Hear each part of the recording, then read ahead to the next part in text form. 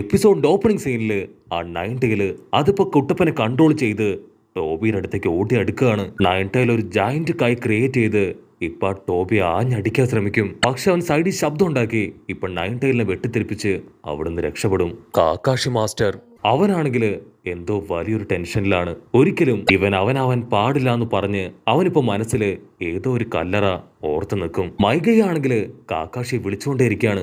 കാക്കാഷി, നമുക്ക് എത്രയും പെട്ടെന്ന് എന്തെങ്കിലും ചെയ്യണം. നറൂട്ടോ ആണ് ഇപ്പൊ ഫൈറ്റ് ചെയ്യുന്നത്. നമ്മൾ കൂടെ അവനെ സപ്പോർട്ട് ചെയ്തില്ലെങ്കിൽ അവൻ ഒരുപക്ഷെ തോറ്റുപോകും. കാക്കാഷി പറയും, നീ നറൂട്ടോ കുട്ടപ്പന്റെ മാസ്റ്റർ അല്ലേ, നീയല്ലേ ഇങ്ങനെയുള്ള സമയത്ത് അവനെ പ്രൊട്ടക്ട് ചെയ്യേണ്ടത്. അപ്പൊ അവിടുന്ന് അങ്ങനെ ബ്ലാക്ക് ഔട്ട് ചെയ്ത് ടോബിയെ കാണിക്കും. അവനിപ്പോ ഒരു ഷുരീങ്കൻ അത് കുട്ടപ്പന നേരം വലിച്ചെറിയും. ഷുരീങ്കൻ അങ്ങനെ ക്ലോസ് എത്തുമ്പോഴേക്കും എയ്ത്ത് ടൈല് അത് ചാടി വീണ് ആ ഷുരീങ്കൻ ബ്ലോക്ക് ചെയ്യും. പക്ഷെ എന്താ, അവന്റെ ഒരു കൈ അതങ്ങനെ കട്ടായി പോവും. അത് കണ്ട് കുട്ടപ്പൻ അവൻ ഫുൾ കലിപ്പിൽ പറയും, എന്നെ നിനക്ക് ഒരു ചുക്കും ചെയ്യാനാവില്ല. എന്റെ കൂടെ എന്റെ നയൻറ്റയിലുണ്ട്, എയ്ത്ത് ടൈലുണ്ട്, കില്ലർ ബി ഉണ്ട്, ആകാശ് മാസ്റ്ററും മൈഗൈ സെൻസായും ഉണ്ട്. ഇത്രയും പേരുള്ളതുകൊണ്ട് തന്നെ ഒരു കാരണവശാലും എന്റെ രോമത്തിൽ പോലും തൊടാൻ നിന്നെ കൊണ്ടാവില്ല. അതേസമയം മൈഗൈ അവൻ വീണ്ടും വീണ്ടും ഇപ്പൊ കാക്കാഷിയോട് പറയും, ഞാനും നീയും എന്നും ബെസ്റ്റ് ഫ്രണ്ട്സ് ആയിരുന്നു. എന്റെ സ്റ്റുഡൻസ് അവരെന്റെ സ്റ്റുഡൻസ് ആണ്. സോ ഉറപ്പായിട്ടും നമ്മുടെ ഹെൽപ്പ് കുട്ടപ്പന് ആവശ്യമാണ്. അത് കേട്ട് കാക്കാഷി അവനിപ്പോ നറൂട്ടോയുടെ സോളോ പെർഫോമൻസ് നോക്കി നിൽക്കുകയാണ്. എനിക്ക് നിന്നെക്കുറിച്ച് ഓർത്ത് ഒരുപാട് അഭിമാനമാണ്. പക്ഷെ നിനക്ക് പ്രൊട്ടക്ഷനായി എപ്പോഴും ഞാൻ ഉണ്ടാവുമെന്ന് പറഞ്ഞ് കാക്കാഷി മാസ്റ്റർ മൈക്കയുടെ കൈയും പിടിച്ച് ഇപ്പൊ നറൂട്ടോയെ സപ്പോർട്ട് ചെയ്യാൻ അങ്ങനെ ഓടിയെടുക്കും. അത് കണ്ട ടോബി അവനിപ്പോ കാമുകി ചിപ്സു അത് യൂസ് ചെയ്യും. അതേ ടൈം ആളിപ്പോ ആളുടെ ശരിങ്ങ് കണ്ണ് അത് ഓപ്പൺ ചെയ്ത് ടോബി ക്രിയേറ്റ് ചെയ്യുന്ന അതേ ചിപ്സു അത് ക്രിയേറ്റ് ചെയ്ത് അങ്ങനെ ഓടി ഓടി വന്നോണ്ടിരിക്കുകയാണ്. അടുത്ത സെക്കൻഡിൽ ടോബി അവനിപ്പോ ഒരുപാട് റാഡുകള് അത് എയ്ത്ത് ടൈലിന്റെയും നയൻത്ത് ടൈലിന്റെയും ബോഡിയിലേക്ക് അങ്ങനെ വലിച്ചെറിയും. അതിൽ ഒരുപാട് റാഡുകള് എയ്ത്ത് ടൈലിന്റെ മേലെ അങ്ങനെ തറച്ചു കയറി ഒരു ഇരുമ്പ് ചങ്ങല, ആ ഒരു ചങ്ങല കൊണ്ട് അതിനെ വലിച്ചു മുറുക്കുകയാണ്. എയ്ത്ത് ടൈൽ നിലവിളിച്ച് പറയും, കുട്ടപ്പ ഓടിക്കോ, നിന്റെ നയൻ ടൈലിന്റെ മേലെ ഈ റാഡ് വീണ അവന് ലോക്കായി പോവും, എനിക്കിപ്പോ അനങ്ങാൻ പോലും കഴിയുന്നില്ല എന്ന് പറഞ്ഞ് അവൻ നിലവിളിക്കും. ഉടനെ കുട്ടപ്പൻ അവന്റെ ക്ലൗൺസിനെ ക്രിയേറ്റ് ചെയ്യും. അതിലൊരു ക്ലൗൺ റെസർഗൺ പവർ ക്രിയേറ്റ് ചെയ്യും, മറ്റൊന്ന് ടൈൽഡ് ബീസ്റ്റ് ബോംബ് ക്രിയേറ്റ് ചെയ്യും. അങ്ങനെ ഓരോ നറൂട്ടോ ക്ലൗൺസും ഓരോ ഭാഗത്തേക്ക് പോകും. അതേസമയം മറ്റൊരു ഭാഗത്ത് ആ കാമുകി ജിപ്സു അത് യൂസ് ചെയ്ത് കാക്കാഷി സെൻസായി ആണെങ്കിൽ വീണ് കിടക്കുകയാണ്. ടോബി ആണെങ്കിൽ ഇപ്പൊ കാക്കാഷി നോക്കി ചിരിക്കും. ആ ഗ്യാപ്പിൽ കുട്ടപ്പൻ അവന്റെ ടൈൽഡ് ബീസ്റ്റ് ബോംബ് അതുപയോഗിച്ച് ടോബിയെ അങ്ങനെ ആഞ്ഞടിക്കും. ടോബി അത് കാണേണ്ട താമസം ഇപ്പൊ ട്രാൻസ്പോർട്ടേഷൻ ജിപ്സ് ഉപയോഗിച്ച് അവിടുന്ന് രക്ഷപ്പെടും. പക്ഷെ അപ്പോഴായിരിക്കും ഒരു വമ്പൻ ട്വിസ്റ്റ്. കാക്കാഷി മാസ്റ്റർ ആളുടെ ടെലിപ്പോർട്ടേഷൻ ജിപ്സ് ഉപയോഗിച്ച് കുട്ടപ്പനെയും അവന്റെ റസംഗൻ പവറിനെയും അവരെ രണ്ടുപേരെയും ഇപ്പൊ അവന്റെ തൊട്ടു പുറകിലെത്തിക്കും. ടോബിക്കാണെങ്കിൽ എന്താ ചെയ്യേണ്ടതെന്ന് അറിയില്ല. അവനിപ്പോ അങ്ങനെ പകച്ചു നിൽക്കുകയാണ്. കുട്ടപ്പൻ ആ റസംഗൻ പവർ എടുത്ത് അവന്റെ മുഖത്ത് തന്നെ ആഞ്ഞൊരടി. ആ ഒരു അടിയില് അവന്റെ മാസ്ക് തകർന്ന് തരിപ്പണാവുന്ന അതേ സമയം തന്നെ ഇപ്പൊ ഒബീട്ടോടെ ഒരു ഫ്ലാഷ് ബാക്ക് കാണിക്കും. ഫ്ലാഷ് ബാക്കില് ഒബീട്ടോ അവൻ ഫസ്റ്റ് ഡേ ഇപ്പൊ അക്കാദമിയിലേക്ക് വരികയാണ്. പക്ഷെ ക്ലാസും മീറ്റിംഗും എല്ലാം കഴിഞ്ഞ് ഇപ്പൊ സ്റ്റുഡൻസ് പുറത്തേക്ക് പോവും. അപ്പോഴായിരിക്കും അവന്റെ മീറ്റിംഗ് കാർഡ് അത് റിനെ അവന് കൊണ്ടുവന്ന് കൊടുക്കുക. അവിടുന്ന് അങ്ങനെ ബ്ലാക്ക് ഔട്ട് ചെയ്ത് ചോനിയൻ എക്സാം സെക്കൻഡ് റൗണ്ട് കാണിക്കുകയാണ്. അതില് റിൻ, കാക്കാഷി, ഒബീട്ടോ, ഗായ്, എബിസി സെൻസായി അങ്ങനെ ഒരുപാട് പേര് അതിൽ ജയിക്കും. അങ്ങനെ അവരെല്ലാവരും സെലക്ട് ആയി നെക്സ്റ്റ് റൗണ്ടിലേക്ക് പോവാൻ റെഡി ആയിട്ട് നിൽക്കുകയാണ്. റിന്നും കാക്കാഷിയും അവർ എക്സസൈസ് ഒക്കെ ചെയ്ത് അങ്ങനെ ട്രെയിനിങ് എടുത്ത് നിൽക്കുകയാണ്. അപ്പൊ മറ്റൊരു ഭാഗത്ത് ഒബീട്ടോ അവനാണെങ്കിൽ പാവപ്പെട്ട ഒരു അമ്മയ്ക്ക് ഒരുപാട് ജോലിയൊക്കെ ചെയ്തു കൊടുത്ത് അവരെ സഹായിക്കുകയാണ്. അവിടുന്ന് അങ്ങനെ കട്ട് ചെയ്ത എക്സാം സ്റ്റാർട്ടാവും. കാക്കാഷി ടീമും മൈഗൈ ടീമും അവർ രണ്ടുപേരും ആയിരിക്കും ഇപ്പൊ ഏറ്റുമുട്ടുക. ഒബീട്ടോ ആണെങ്കിൽ വമ്പ സ്റ്റൈലായി ഫൈറ്റ് ചെയ്ത് മത്സരിച്ച് കൊണ്ടേയിരിക്കുകയാണ്. പക്ഷെ അപ്പോഴേക്കും മൈഗൈ ഒബീട്ടോയെ അടിച്ച് തെറിപ്പിക്കും.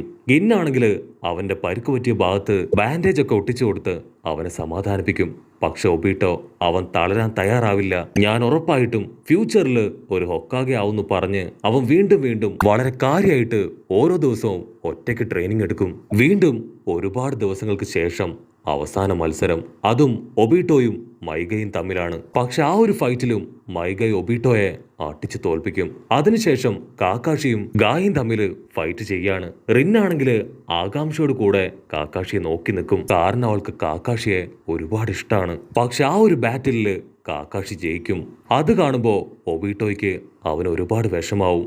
പക്ഷെ തളരാതെ ട്രെയിനിങ് എടുത്തെടുത്ത് അവനും ഒരു ദിവസം ചുനിയനായി മാറും. ഒബീട്ടോ അവൻ ചുനിയനായ സമയത്ത് കാക്കാഷി ആണെങ്കിൽ ജോനിയനായി മാറും. അപ്പോഴാണെങ്കിൽ റിന്ന് കാക്കാഷിക്ക് ഗിഫ്റ്റ് കൊടുക്കാനായിട്ട് ഇപ്പൊ എല്ലാവരുടെയും കയ്യില് ഓരോ പേപ്പർ കൊടുക്കും. അത് കേട്ട് ഒബീട്ടോ അവൻ ഒരുപാട് വിഷമാവും. അവിടുന്ന് അങ്ങനെ കട്ട് ചെയ്ത ആ കണാമി ബ്രിഡ്ജ് മിഷൻ അതിനുവേണ്ടി അവരെല്ലാവരും ടീമായി അങ്ങനെ പോവാണ്. അപ്പൊ അവള് വീണ്ടും കാക്കാഷിക്ക് കൊടുക്കേണ്ട ആ ഒരു ഗിഫ്റ്റിനെ കുറിച്ച് പറയും. പക്ഷെ ഒബീട്ടോയ്ക്ക് അത് തീരെ ഇഷ്ടാവില്ല.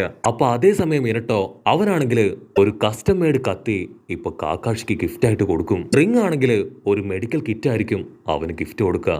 അവസാനമായിട്ട് കാക്കാഷി ആളിപ്പോ ഒബീട്ടോയ്ക്ക് നേരെ കൈ നീട്ടി നിൽക്കും.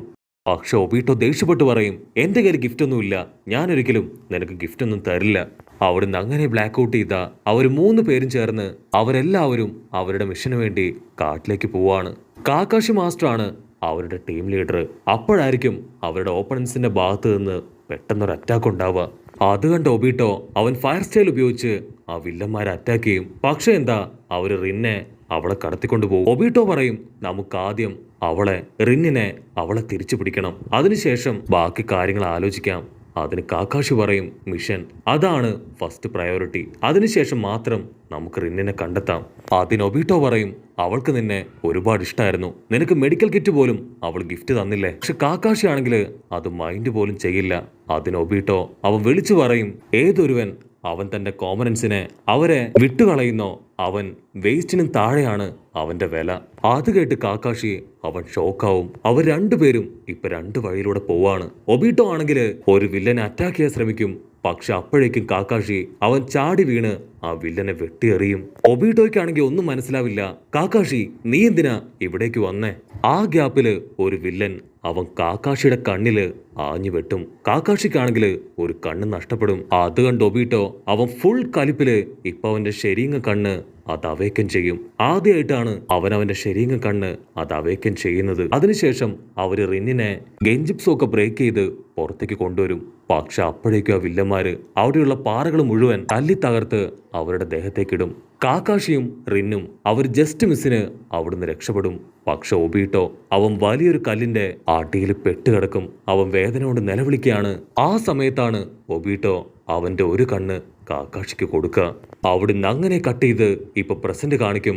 അവരുടെ തൊട്ടു മുൻപിൽ നിൽക്കുന്നത് അതാ മാസ്ക് വെച്ച ടോബി അല്ല, മറിച്ച് ഒബീട്ടോ ആണ് ഇത്രയും നാളും മാധുരയായും ടോബിയായും അവരെ പറ്റിച്ചു കൊണ്ടേയിരുന്നത്. കാക്കാഷിയും മൈഗയും അവർ രണ്ടുപേരും അവനെ കണ്ട് ഫ്രീസ് ആയിട്ട് നിൽക്കും. പക്ഷെ കുട്ടപ്പനാണെങ്കിൽ അതാരാണെന്ന് പിടികിട്ടില്ല. അവനങ്ങനെ കൺഫ്യൂസ്ഡ് ആയിട്ട് അവനെ തന്നെ നോക്കി നിൽക്കുകയാണ്. കാക്കാഷി പറയും, ഒബീട്ടോ നീ എങ്ങനെ തിരികെ എത്തി? അന്ന് ഞാൻ കരുതിയത് നീ മരിച്ചു പോയെന്നാണ്. കാക്കാഷി ആണെങ്കിൽ വീണ്ടും ആ ഫ്ലാഷ് ബാക്ക് ആലോചിക്കും. പാറയുടെ അടിയിൽ പെട്ട് ഒബീട്ടോ അവൻ പറഞ്ഞ കാര്യങ്ങള് നിലവിളിച്ചത് അങ്ങനെ ഒന്നൊന്നായിട്ട് കാക്കാഷി ആലോചിക്കും. ഒരുപാട് കഷ്ടപ്പെട്ട് ആ പാറ അത് തള്ളി നീക്കാൻ ശ്രമിക്കും. പക്ഷെ അവനെ കൊണ്ടാവില്ല. ഞാനൊരു യൂസ്ലെസ് ആയ ക്യാപ്റ്റൻ ആണെന്ന് പറഞ്ഞ് കാക്കാഷി അവൻ പൊട്ടിക്കരയും. അവിടുന്ന് അങ്ങനെ ബ്ലാക്ക് ഔട്ട് ചെയ്ത് ഇപ്പൊ പ്രസന്റ് കാണിക്കും. നറൂട്ടോ ചോദിക്കും, ഇവൻ ആരാ? ഇവനെ നിങ്ങൾക്കറിയോ? അതിന് മൈഗൈ പറയും, ഇവൻ ഞങ്ങളുടെ പഴയ ക്ലാസ്മേറ്റ് ആണ്. ഇവൻ മരിച്ചു പോയെന്നാണ് ഞങ്ങൾ ഇത്രയും നാളും വിശ്വസിച്ചത്. പക്ഷെ ഇവൻ ജീവനോടെ വരുമെന്ന് ഞങ്ങൾ ആരും പ്രതീക്ഷിച്ചില്ല.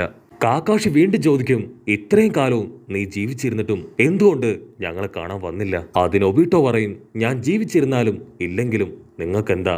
എനിക്ക് ഒരേ ഒരു ലക്ഷ്യമുള്ളൂ, അതിനുവേണ്ടിയാണ് ഞാൻ ഇവിടേക്ക് എത്തിയത്. നീ ഒറ്റ ഒരുത്തനാണ് റിന്ന് അവള് മരിക്കാൻ കാരണക്കാരൻ.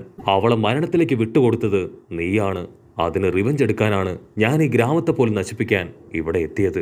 നറൂട്ടോ ആണെങ്കിൽ ഇപ്പൊ വിളിച്ചു പോവും, കാക്കാഷി സെൻസായി നമുക്ക് എത്രയും പെട്ടെന്ന് ഇവന്റെ കഥ കഴിക്കണം. നിങ്ങൾ തമ്മിലുള്ള പ്രശ്നം അതെന്താണെന്ന് എനിക്കറിയില്ല. പക്ഷെ ഇനിയും ഇവൻ ജീവനോട് കൂടെ നിൽക്കുകയാണെങ്കിൽ നമ്മുടെ ഗ്രാമം ഇവൻ തകർക്കും. അപ്പോഴായിരിക്കും മറ്റൊരു വമ്പ ട്വിസ്റ്റ്. സാക്ഷാൽ മാധുര ഉച്ചിക അവനിപ്പോ ഒബീട്ടോയുടെ അടുത്തേക്ക് വരും. അവർ രണ്ടുപേരും പരസ്പരം നോക്കി എന്തോ തീരുമാനിച്ചുറപ്പിച്ച് നിൽക്കുന്നതോട് കൂടെ ഈ ഒരു എപ്പിസോഡും അവസാനിക്കുന്നു. എപ്പിസോഡ് ഇഷ്ടപ്പെടുകയാണെങ്കിൽ തീർച്ചയായിട്ടും ലൈക്ക് ചെയ്യാനും കമന്റ് ചെയ്യാനും ഷെയർ ചെയ്യാനും മറക്കല്ലേ. അടുത്തൊരു അടിപൊളി എപ്പിസോഡായിട്ട് കാണുന്നവരെ it's me with Mallu episode.